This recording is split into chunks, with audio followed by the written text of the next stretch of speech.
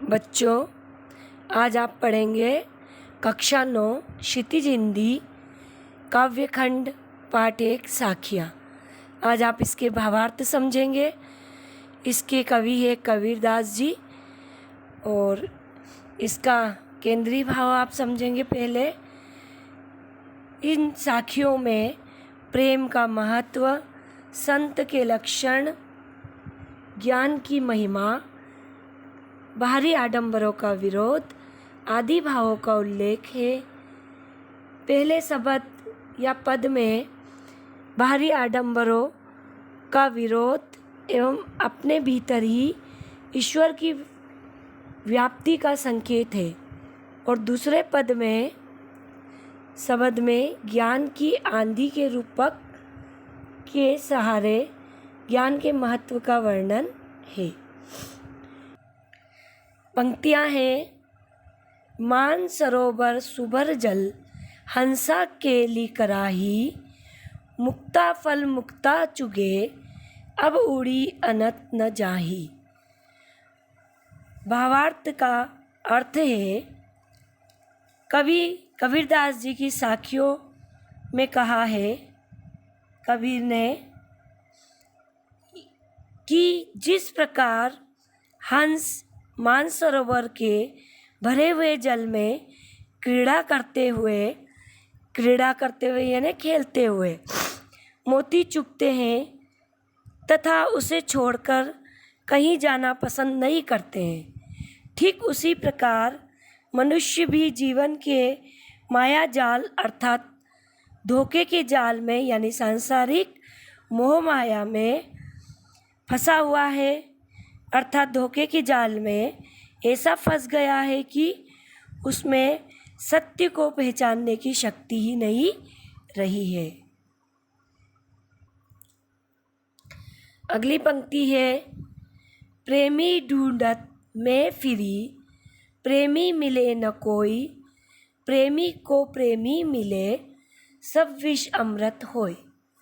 निम्न पंक्तियों का अर्थ है, इनमें कबीर की साखियों से है और कबीर इन पंक्तियों के माध्यम से यह कहना चाहते हैं कि प्रेमी रूपी ईश्वर को, यानी प्रेमी कौन है यहाँ, ईश्वर को ढूंढना बहुत कठिन है। कवि ईश्वर को हर जगह तलाशते हैं परंतु सफलता हाथ नहीं लगी।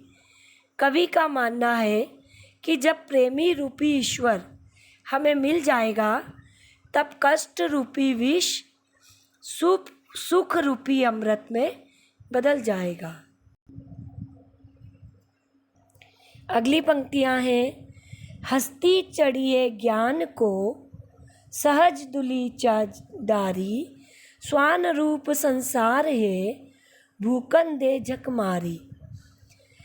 इनका भावार्थ है, कवि इन पंक्तियों के माध्यम से यह कहना चाहते हैं कि साधना रूपी एक आसन बिछाकर मनुष्य को सदा अपने ज्ञान को हाथी के समान बड़ा और विशालकाय बनाने का प्रयत्न करना चाहिए।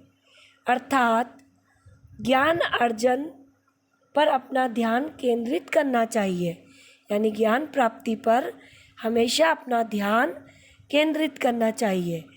कवि संसार की तुलना कुत्तों से करते हुए, स्वान यानी कुत्ता, करते हुए कहते हैं कि ये तुम पर भोंकते ही रहेंगे, अर्थात तुम्हारी निंदा करते ही रहेंगे, अतः इन पर ध्यान देना मूर्खता है। वे एक दिन स्वयं चुप हो जाएंगे।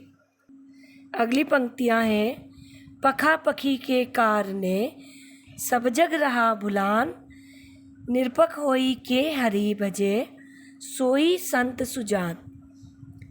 निम्न पंक्तियों में कबीरदास जी कहते हैं कि सही मायनों में सच्चा मनुष्य या संत वही है जो बिना किसी भेदभाव के अर्थात निष्पक्ष रूप से ईश्वर की भक्ति भजन में लीन है। वरना लोग ईश्वर को भुलाकर पक्ष विपक्ष की भूमिका निभाते हुए आपस में लड़ रहे हैं। ईर्ष्या की भावना चरमोत्कर्ष पर पहुंच गई है, मतलब आखिरी स्थिति में पहुंच चुकी है। अगली पंक्तियां हैं, हिंदू मुआ राम कही, मुसलमान खुदाई, कहे रही सो जीवता, दहू के निकटी न जाई। निम्न पंक्तियों में कबीरदास जी कहते हैं कि हिंदू राम नाम का जाप करते हैं और मुसलमान खुदा का नाम लेते हैं, अर्थात ये दोनों एक दूसरे से भेदभाव रखते हैं।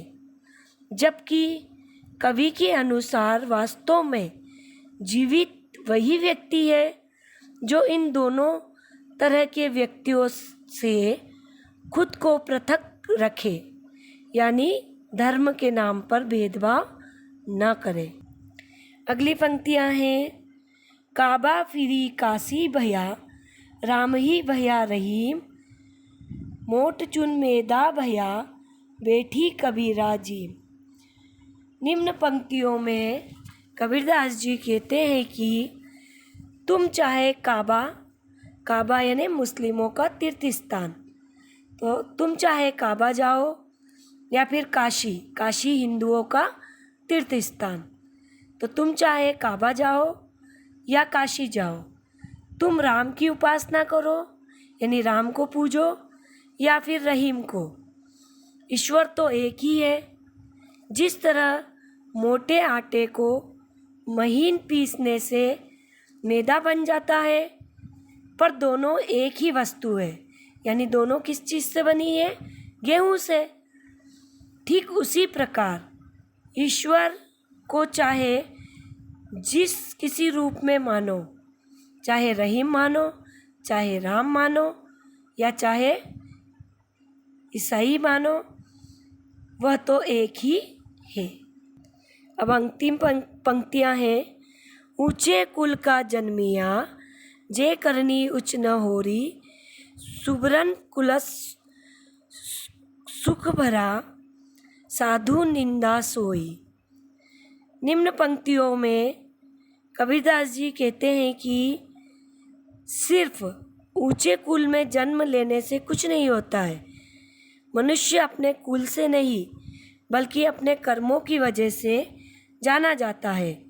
यदि मनुष्य का कर्म बुरा है तो वह बुरा ही कहलाएगा। जिस प्रकार सोने के कलश में यदि शराब पड़ी हो तो वह निंदा के योग्य ही है, यानी उसको व्यर्थ की वस्तु ही मानी जाएगी।